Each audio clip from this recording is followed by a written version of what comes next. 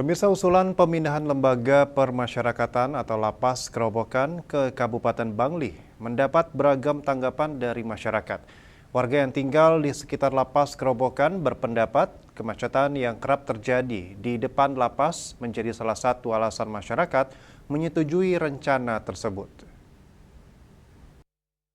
Usulan pemindahan Lapas Kerobokan ke Bangli oleh Gubernur Bali Wayan Koster kepada Menteri Hukum Republik Indonesia Agni Aktas dengan melihat kondisi lapas terbesar di Bali tersebut sudah sangat padat dan memicu berbagai persoalan sosial. Namun di sisi lain, usulan pemindahan ini masih menimbulkan pro dan kontra. Banyak pihak menilai rencana tersebut perlu dikaji lebih mendalam, khususnya terkait dampak sosial dan ekonomi yang mungkin timbul.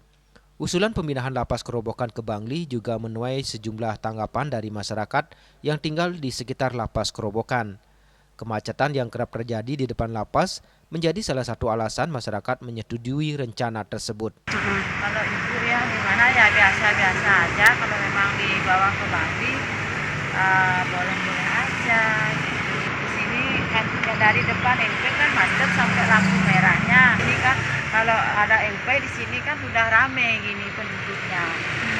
Lebih baik karena di sini udah terlalu macet untuk mengurangi kemacetan gitu loh.